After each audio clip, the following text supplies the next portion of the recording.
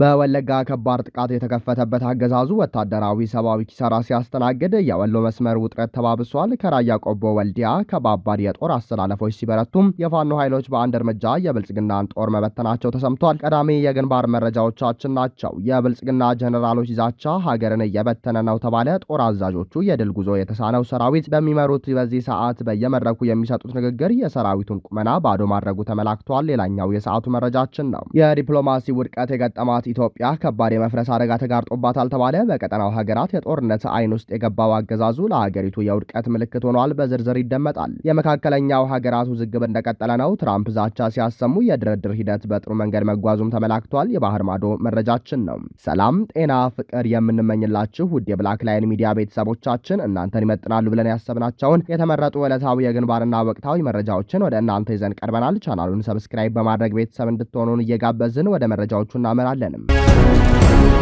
በአዲስ ዓለም ይበልጣል መኮንን ክፍለ ጦር የአገዛዙ ሰራዊት ክፉኛ ተመታ። በትግል ቀጠናዎች ያለው ወታደራዊ ውጥረትና የአገዛዙ ጦር ስነ ልቦናዊ መሽመድመድ የግንባሩን አሁናዊ ፍጥጫ አባብሶታል።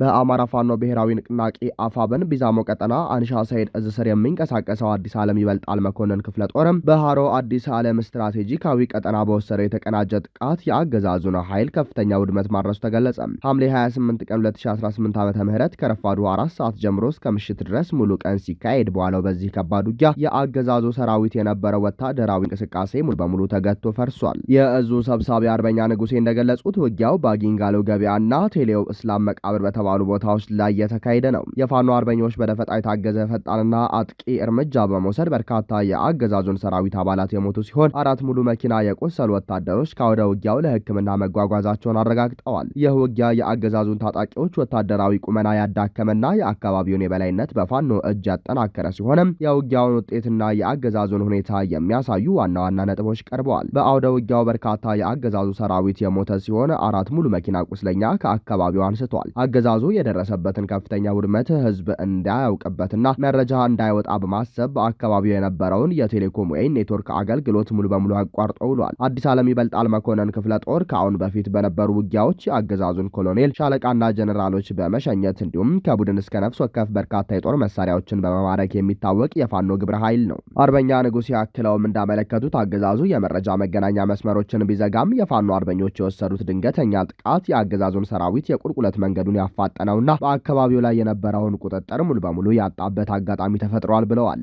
ይህ በእንዲህ እንዳለ በአማራ ክልል በትግል ቀጠናዎች ያለው ወታደራዊ ውጥረትና የአገዛዙ ጦር ስነ ልቦናዊ መሽመድመድ የግንባሩን አሁናዊ ፍጥጫ አባብሶታል። በተለያዩ የግንባር መስመሮች ላይ የተካሄደ ባለው ከባድ ውጊያ የብልጽግና መከላከያ ሰራዊት ተከታታይና ከባድ ወታደራዊ ኪሳራዎችን እያስተናገደ ሲገኝ በተለይም ከደሴ እስከ ወልዲያ እንዲሁም በራያ ግንባር መስመሮች ላይ በተደረሰበት ተደጋጋሚ ከባድ ምትም የአገዛዙ ጦር ሙሉ በሙሉ የሚይዘውና የሚጨብጠው በማጣት ከፍተኛ የስነ ልቦና ስብራትና መሽመድመድ ውስጥ መውደቁ ታውቋል። የአገዛዙ ጦር የገጠመውን ጥልቅ ፍርሃትና ወታደራዊ መዳከም ማሳያ ተደርጎ የተጠቀሰው በመሃል ቆቦ ከተማ ውስጥ በስፋት እየተደረገ ያለው የወታደራዊ መዋጊያ ምሽጎች ቁፋሮ ነው። የደህንነትና የወታደራዊ ጉዳዮች ታዛቢዎች እንደሚሉት ከተማን መሸሸጊያ በማድረግ በሰላማዊ ማህበረሰብ መኖሪያዎች መካከል ምሽግ ማዘጋጀት የጀመረው ይኸው ጦር በፋኖ አርበኞች ብርቱ ክንድ ምክንያት የመጨረሻው የህልውና ስጋት ላይ መውደቁንና የመከላከል ቁመናው በእጅጉ መናጋቱን ቁልጭ አድርጎ የሚያሳይ ነው ብለዋል።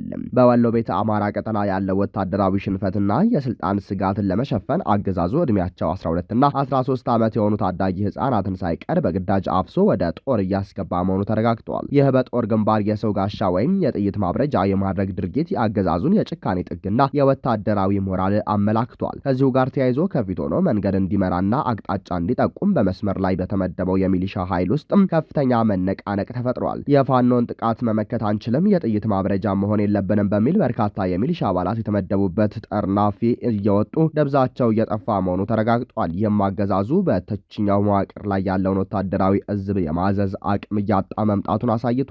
በአሁኑ ወቅት በጦር ግንባሮች አካባቢ ባሉ ወረዳዎች በመከላከያ በሰራዊቱና በአገዛዙ የፖለቲካ ካድሬዎች መካከል ከባድ አለመተማመን መፈጠሩ ታውቋል። አገዛዙ ሰራዊቱ እዚሁ አብረን እንሞታለን እንጂ ማንም ጥሎ አይወጣም በሚል ካድሬዎቹ አካባቢውን ለቀው እንዳይወጡ እገዳ ጥሏል። በተቃራኒው ደግሞ ካድሬዎቹ አንድ ጥይት በተተኮሰ ቁጥር ሰራዊቱ በስልታዊ ማፈግፈግ ስም ተንዶ እኛን ለፋኖ ጥቃት አጋልጦ ይሸሻል በሚል ስጋት በድብቅ ጠፍቶ መሸሽን እንደ ብቸኛ አማራጭ እየተጠቀሙበት ይገኛሉ። ይህ የእርስ በእርስ መናቆርና አለመተማመን በአጠቃላይ በአገዛዙ ወታደራዊና አስተዳደራዊ መዋቅር ውስጥ ያለውን አሁናዊ የመዋጋት ቁመና አለመኖርና የመጨረሻ ደረጃ መፍረስ በግልጽ የሚያሳይ ሆኗል ሲሉ የግንባር ወታደራዊ ምንጮች ጠቁመዋል።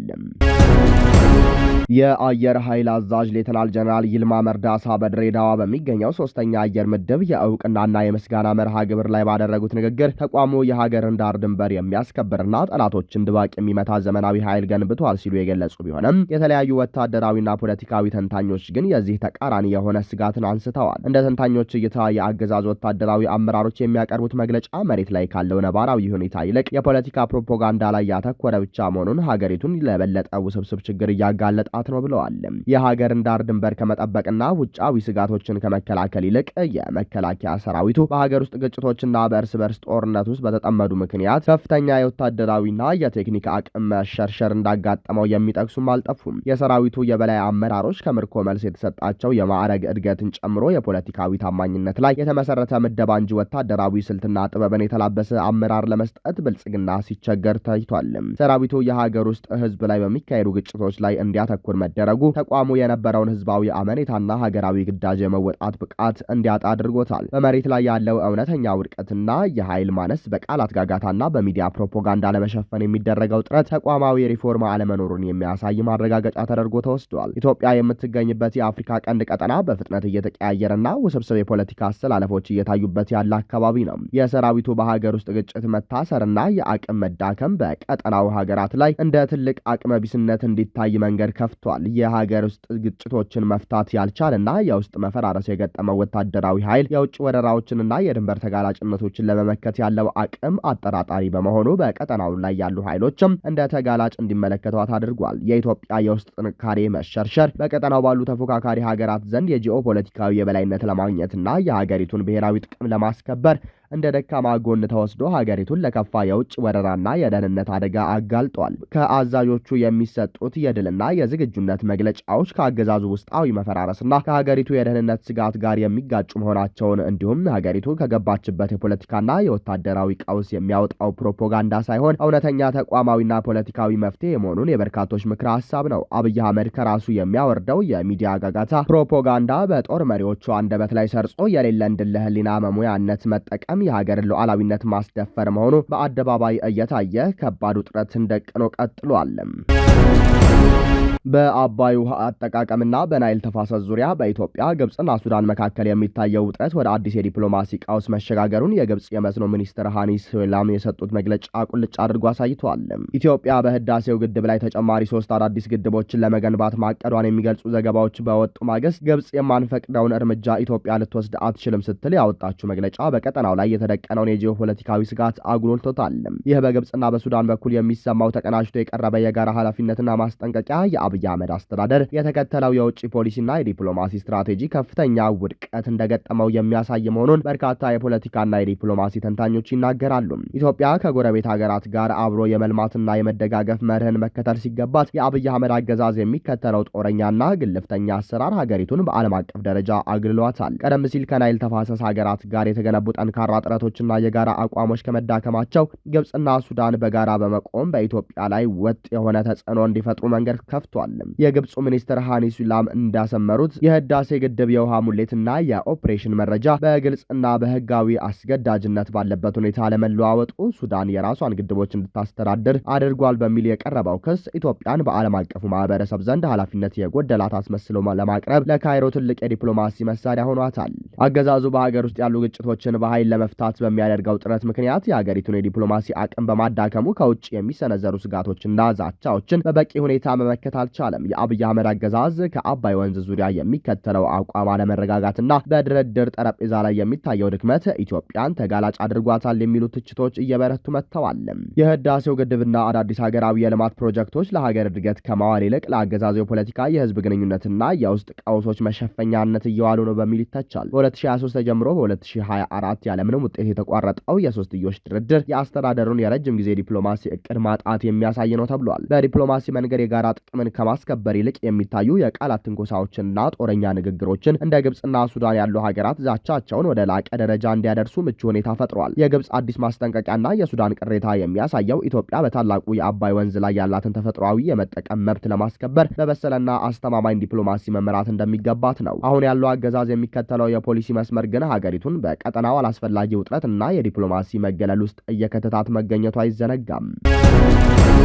በአሜሪካና በኢራን መካከል ያለው ቀጠናዊ ውጥረት ከፍተኛ ደረጃ ላይ በደረሰበት በዚህ ወቅት የሆርሙዝ ወሽመጥን በድጋሜ የመክፈት ጥረቶችና አዳዲስ ስጋቶች ተደራርበው እየታዩ ናቸው። የአሜሪካው ፕሬዝዳንት ዶናልድ ትራምፕ ኢራን ስትራቴጂካዊ የነዳጅ ማጓጓዣ የሆነውን የሆርሙዝ ወሽመጥ በቅርቡ ካልከፈተችም በጣም ከባድ ጥቃት እንደሚደርስባት ጠንካራ ማስጠንቀቂያ አስተላልፈዋል። ይህ ማስጠንቀቂያ የተሰጠው ቴሄራን ከአሜሪካ ጋር ምንም አይነት ቀጥተኛ ውይይት እንዳልታቀደ በይፋ ባስታወቀችበት ወቅት ነው። በሌላ በኩል ግጭቱ እየተባባሰ በመሄዱ ምክንያት አሜሪካ ኢላማቸውን በትክክል የሚመቱ የረጅም ርቀት ሚሳኤሎቿን ክምችት ሙሉ በሙሉ በሚባል ደረጃ ተጠቅማ ማጠናቀቋን ለጉዳዩ ቅርበት ያላቸው ምንጮች ገልጸዋል። ይህ የጦር መሳሪያዎች እጥረት አሜሪካ በቀጠናው ሊኖራት የሚችለውን የረጅም ጊዜ ወታደራዊ እርምጃ አቅም አጠያያቂ አድርጎታል። የሆርሙዝ ወሽመጥ በአሜሪካና በኢራን መካከል ላለው ድርድር ዋና ማዕከላዊ ነጥብ ሆኗል። ግጭቱ በየካቲት ወር መጨረሻ ከመጀመሩ በፊት ከዓለም አቀፍ የነዳጅ አቅርቦትና ከፈሳሽ የተፈጥሮ ጋዝ ትራንስፖርት 1/5 ወይም 20 በመቶ የሚሆነው የሚያልፈው በዚህ ቀጭን ሰርጥ በኩል ነበር።